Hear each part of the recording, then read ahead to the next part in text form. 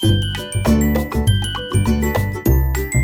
बच्चों, आप सभी का हमारे YouTube चैनल आइडियल देव क्लासेस में स्वागत है। बच्चों, आज हम आपके लिए अभ्यास प्रश्न पत्र सेट ए लेके आए हैं। विषय क्या रहेगा आपका? विषय गणित। और कक्षा कौन सी रहेगी आपकी? कक्षा 10वीं।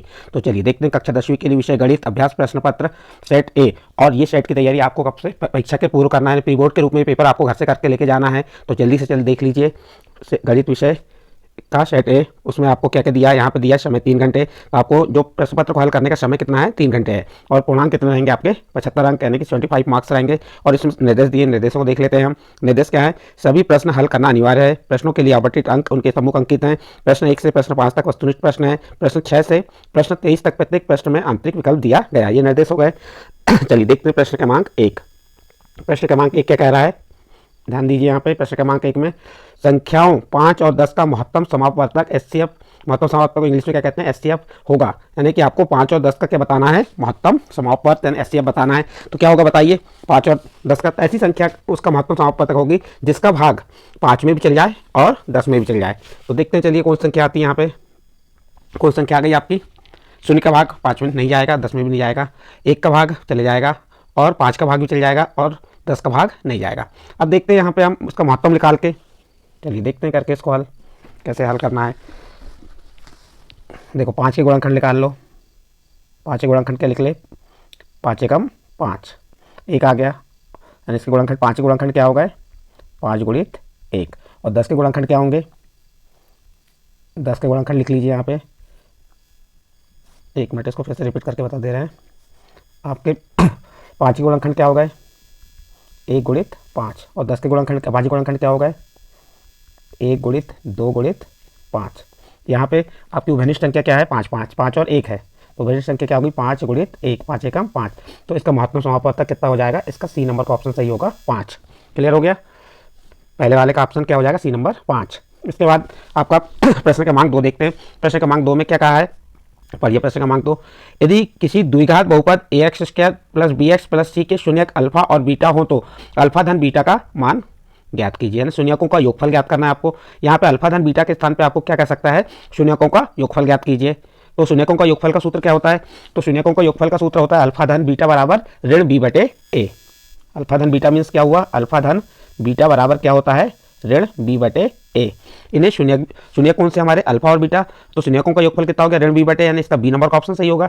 ये तो आपको शून्यकों का योगफल, यदि मुख्य एग्जाम में, वार्षिक परीक्षा में आपको ऐसा ही पूछ सकता है, शून्यकों का गुणनफल, शून्यकों का गुणनफल अल्फा इंटू बीटा बराबर इसका मान क्या होगा आपका?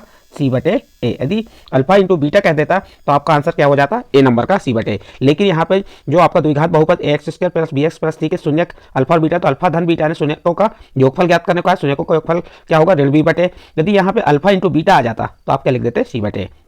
इस प्रकार से बच्चों आपका जो प्रश्न नंबर 2 का सी नंबर का ऑप्शन सही होगा। इसका नेक्स्ट प्रश्न आता है आपका प्रश्न नंबर 3। प्रश्न नंबर 3 में क्या दिया है? रेखिक युग्म। क्या दिया है? रेखिक युग्म a1x धन b1y धन c1 बराबर 0 तथा a2x धन b2y धन c2 बराबर 0 के कोई हल नहीं होने की शर्त है। अब देखिए, कोई हल नहीं होने की, इसकी देखो 3 शर्तें होती हैं। एक शर्त होती है आपका, पहला क्या होता है? अद्वितीय हल। अद्वितीय हल, अद्वितीय हल का सूत्र क्या होता है? अद्वितीय हल बराबर a1 upon a2 equal not b1 upon b2। तो ये आपका ये वाला तो होगा नहीं, a1 upon a2 equal not b1 upon b2, ये किसका होता है? अद्वितीय हल। उसके बाद दूसरा आता है कोई हल नहीं। कोई हल नहीं, इसका सूत्र क्या होता है? a1 अपान a2 बराबर b1 अपान b2 बराबर नहीं c1 अपान c2। ये 3 सूत्र आप याद कर लीजिए। तीनों में से कोई एक ना एक आपको पेपर में आता ही है निश्चित। तीसरा क्या है? अनंतः अनेक हल।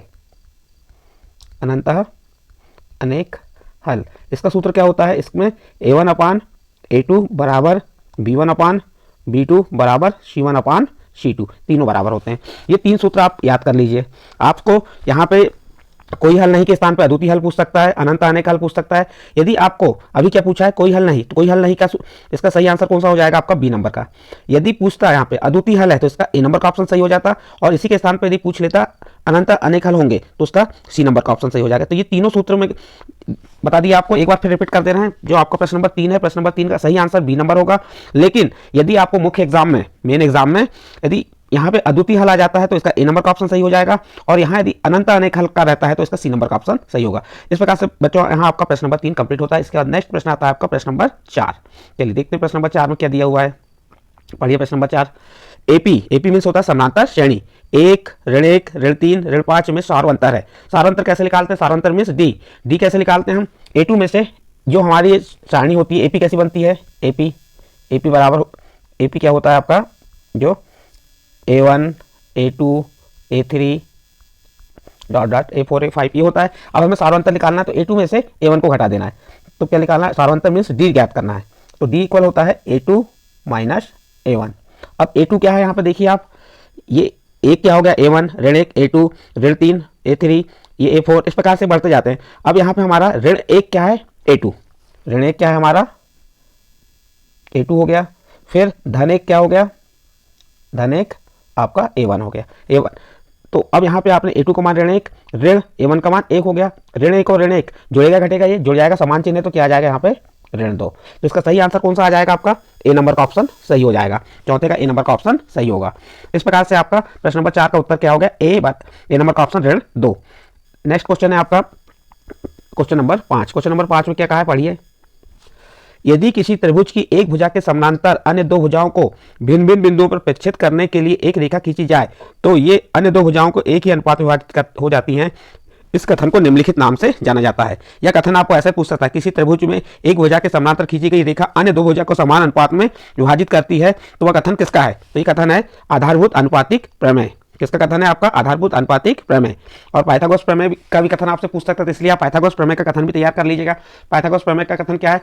किसी समकोण त्रिभुज में बड़ी भुजा का वर्ग अन्य दो भुजा के वर्गों के योगफल के बराबर होता है, वह पाइथागोरस प्रमेय कहलाता है।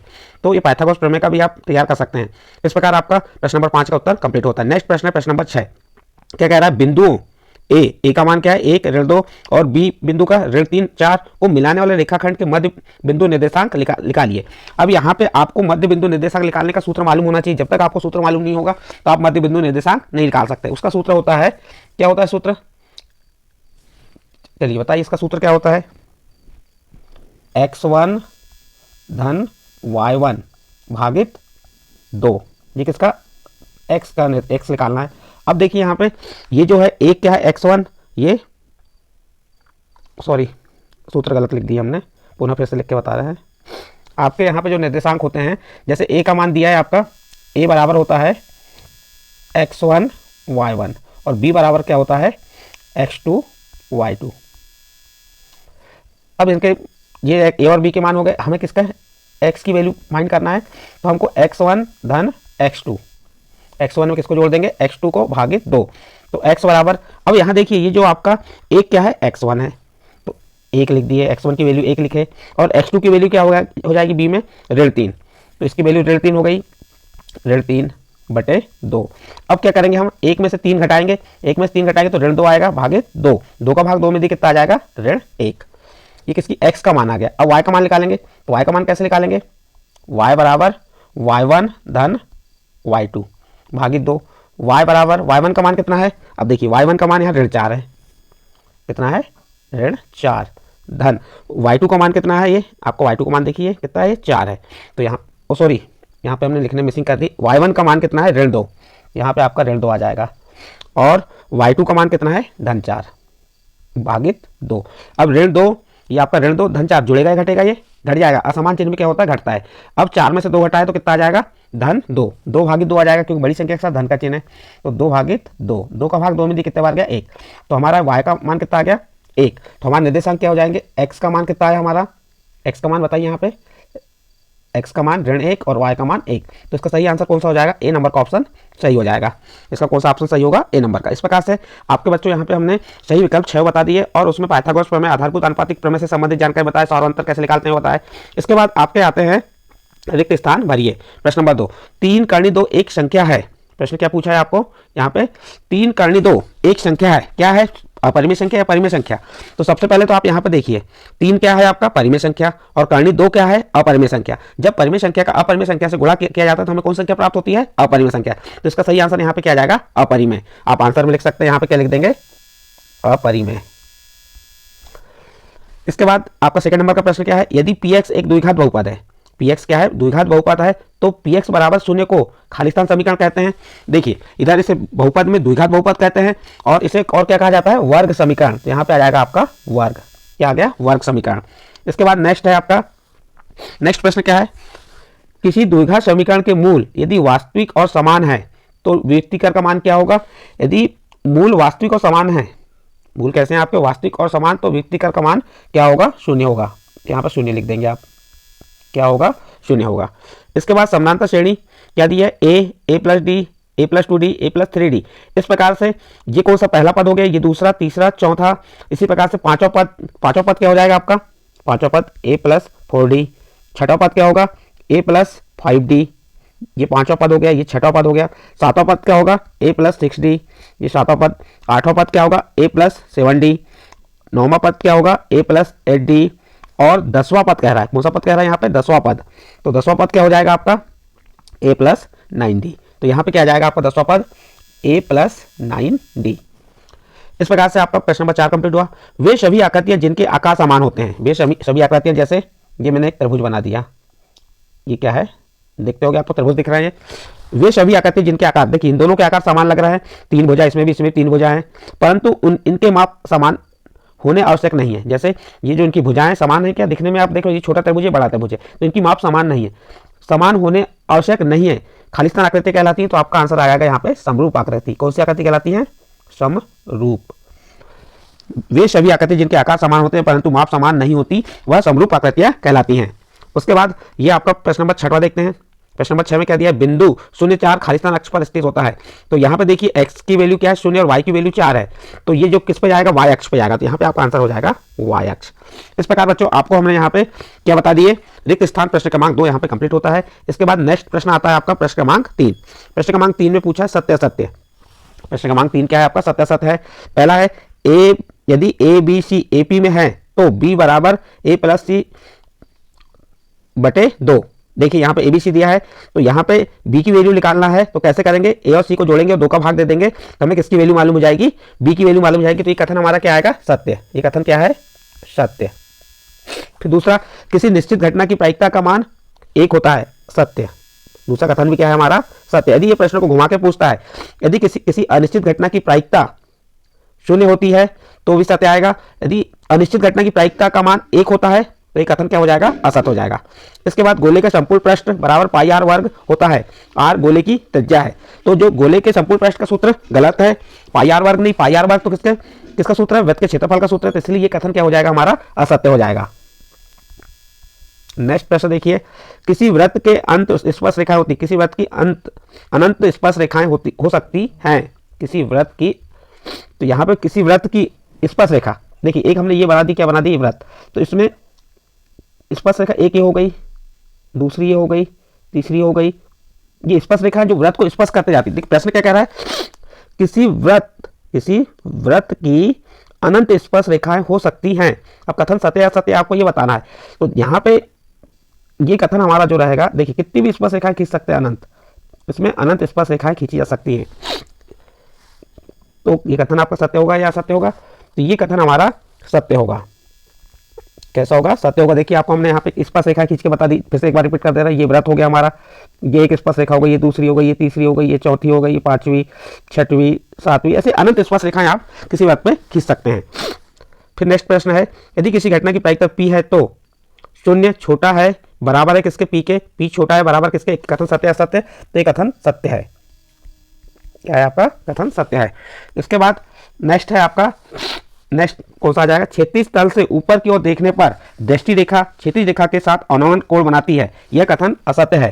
क्यों असत्य है, क्योंकि यह कथन में क्या आएगा, क्षैतिज रेखा से ऊपर की ओर देखने पर, जब ऊपर नीचे से हम ऊपर की ओर देखने पर दृष्टि रेखा क्षैतिज रेखा के साथ अनोन कोण नहीं बनाती, कौन सा कोण बनाती है, उन्नयन कोण बनाती है। यदि हम ऊपर से नीचे देखते हैं, क्षैतिज रेखा से ऊपर से नीचे की ओर देखने पर जो दृष्टि रेखा क्षैतिज रेखा के कोण बनता है, वह बनता है अनोन कोण, लेकिन यहाँ पे ऊपर की ओर देखने पे कह रहा है, इसलिए यहाँ पे कौन सा कोण बनेगा, उन्नयन कोण बनेगा, तो हमारा कथन क्या आएगा, असत्य आएगा।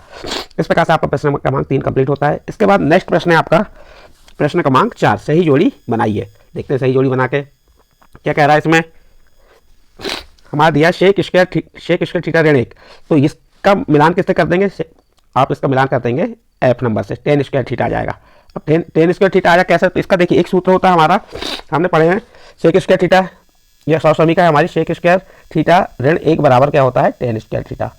या आपको ऐसा भी पूछ सकता है सेक स्क्वायर थीटा बराबर ऋण 1 का पक्षांतर किए तो 1 धन टेन वर्ग थीटा। या आपका ये भी हो सकता है सेक वर्ग थीटा ऋण टेन वर्ग थीटा बराबर 1। तो ये 3 प्रकार से इस सूत्र को घुमा के पूछ सकता है। या इसको ऐसे भी पूछ सकता है कि सेक थीटा बराबर क्या होता है करनी के अंदर 1 धन टेन वर्ग थीटा। इस प्रकार से जो इस प्रश्न को कितने प्रकार से घुमा के पूछ सकता है वह आपको हमने बताया। इसके बाद नेक्स्ट है आपका कॉट थीटा। कॉट थीटा बराबर होता है 1 धन टेन थीटा। कॉट थीटा का मान क्या होता है 1 धन टेन थीटा, या tan theta, cot theta tan theta का उल्टा होता है। तो टेन थीटा बराबर क्या हो जाएगा 1 कॉट थीटा। इसी प्रकार ये आपको दिया 1 ऋण साइन वर्ग थीटा। 1 ऋण साइन वर्ग थीटा बराबर क्या होता है कॉस वर्ग थीटा होता है। कैसे होता है देख लीजिए, देखिए यहाँ पे आपको बता रहे हैं हम, एक समीका पहली हमारी साइन वर्ग थीटा धन कॉस वर्ग थीटा बराबर क्या होता है 1 होता है। यदि हम साइन का पक्षांतर कर देते हैं तो क्या हो जाएगा कॉस वर्ग थीटा, और पक्षांतर की किसका साइन का, तो 1 ऋण साइन वर्ग थीटा। अब हमें यहाँ पूछा है 1 ऋण साइन वर्ग थीटा का मान क्या होता है, तो कॉस वर्ग थीटा आ जाएगा। अब कॉस वर्ग थीटा कौन सा नंबर है, ई नंबर, तो हम इसको किससे मिला देंगे, ये आपका कॉस वर्ग थीटा से मिला दिए ई नंबर का ऑप्शन आ जाएगा। फिर अर्धवृत्त का क्षेत्रफल, वृत्त के क्षेत्रफल का सूत्र क्या होता है, वृत्त के क्षेत्रफल सूत्र होता है पाई आर का वर्ग, और अर्धवृत्त करना है तो आधा कर देंगे, आधा है ना 1/2, तो 1/2 पाई आर का वर्ग, 1/2 पाई। अर्धवृत्त के क्षेत्रफल सूत्र क्या आ जाएगा 1/2 पाई आर का वर्ग, सी नंबर का ऑप्शन सही है। फिर वृत्त की परिधि सूत्र क्या होता है, वृत्त की परिधि सूत्र होता है 2 पाई आर, तो 2 पाई आर ढूंढिए कहाँ पे है, डी नंबर का ऑप्शन, तो ये आपका डी नंबर का आ जाएगा। वृत्त की परिधि का सूत्र क्या होता है 2 पाई आर। तो देखिए यहाँ पे आपको अर्धवृत्त का क्षेत्रफल पूछा है, वृत्त का क्षेत्रफल भी पूछ सकता है, तो वृत्त के क्षेत्रफल का सूत्र क्या होता है पाई आर का वर्ग, और अर्धवृत्त का क्षेत्रफल सूत्र क्या होगा 1/2 पाई आर का वर्ग। फिर वृत्त की परिधि, तो वृत्त की परिधि का सूत्र क्या होता है 2 पाई आर। फिर मूल बिंदु के निर्देशांक, तो मूल बिंदु के निर्देशांक 0 0 होते हैं, तो 0 0 कहाँ पे आ जाएगा आपका बी नंबर का ऑप्शन सही होगा।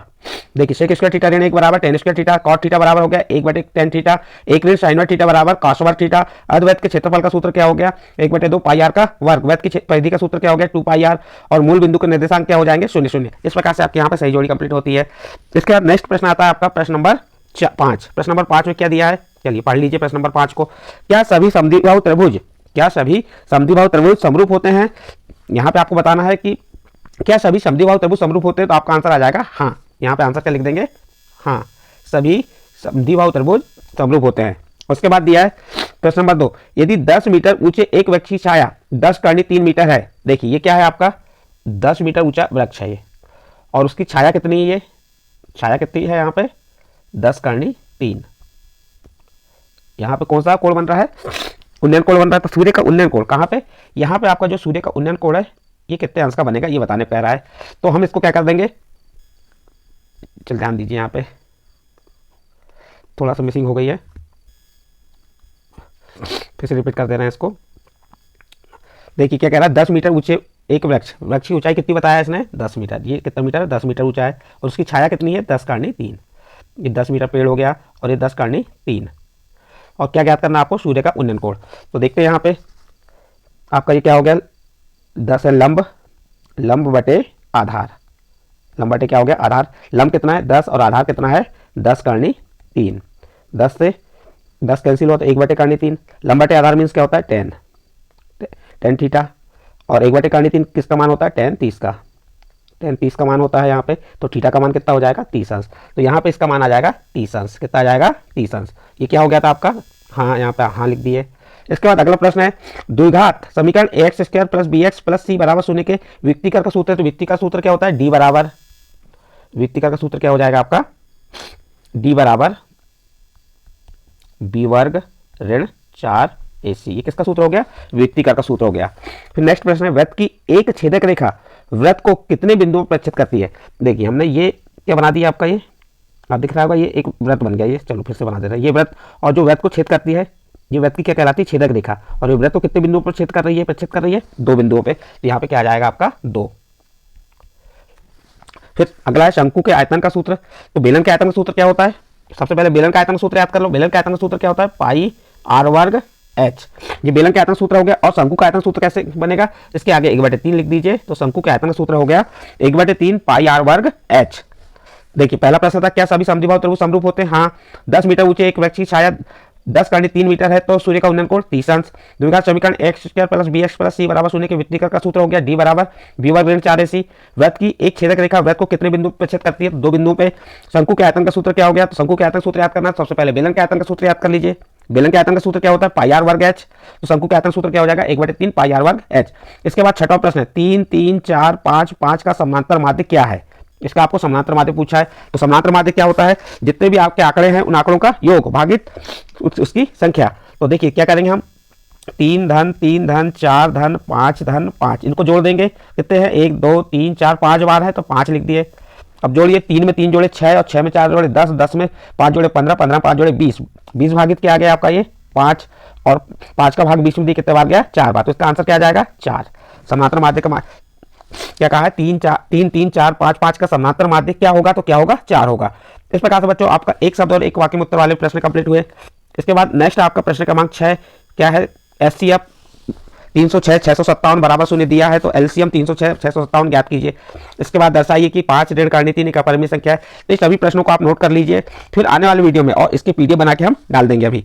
तो इसी जो लिंक है इसी प्रत्येक प्रश्न का हल बता देंगे। ये आपका प्रश्न नंबर 6, प्रश्न नंबर 7, 8, 9, 10 ये आपको ऐसे पेपर मिल चुका होगा, नहीं मिला होगा तो आप इसे नोट कर सकते हैं इन प्रश्नों को। और हम ये प्रत्येक प्रश्नों को हल करके एक एक वीडियो से बताते जाएंगे और सरलतम रूप में बताएंगे। और आपको इसमें आपको एक तरीका बता दे रहे हैं, अच्छे अंक लेना है आपको तो विलोपन विधि प्रतिस्थापन विधि के प्रश्नों को हल कर लीजिए जो 5 अंक के आते हैं आपके। उसके बाद एक 5 अंक का प्रश्न कौन सा आता है आपका? बहुलक ज्ञात करने के लिए, माध्यक ज्ञात करने के लिए, माध्य ज्ञात करने के लिए। तो उसके प्रश्न को तैयार कर लीजिए। देखिए यहाँ पे 4 अंक, सॉरी 5 अंक कह रहे थे, आपके 4 अंक आया। ये क्या ज्ञात करने का है? माध्य संख्या, यानी माध्य ज्ञात करना, समांतर माध्य ज्ञात करना है। इसी में आपको बताया था अभी, देखो ये विलोपन विधि का एक प्रश्न पूछ लिया। तो इस प्रकार से ये 2 प्रश्न तो अनिवार्य रूप से आते हैं आपको। बहुलक, माध्य या माध्यक में से एक प्रश्न आएगा, विलोपन विधि प्रतिस्थापन विधि में से एक प्रश्न निश्चित है। तो 4 4 8 अंक कंप्लीट होते हैं। और आपके अभी जैसे विकल्प कितने किए आपने? 6 5 30 अंक के 8 अंक, और ये विकल्प यदि आपके सही हैं तो कितने अंक हो गए? 30 और 8 38 अंक, और आप क्या हो गए? पास हो गए। तो इस प्रकार से आप तैयारी कर सकते हैं। यदि बच्चों आपको हमने जो पूरा अभ्यास प्रश्न पत्र गणित कक्षा 10वीं का प्रश्नों को हल करके बताइए आपको अच्छे लगे हों तो आप हमारे चैनल आइडियल देव क्लासेस को सब्सक्राइब कीजिए, लाइक कीजिए और इस वीडियो को अन्य ग्रुपों में भी शेयर जरूर कीजिए। इसके बाद हम आपको हिंदी का वीडियो बताएंगे। इसके पहले हमने सामाजिक विज्ञान और विज्ञान के पूरा अभ्यास प्रश्न पत्र बता चुके हैं, आप हमारे चैनल में जाके देख सकते हैं। ठीक है बच्चों।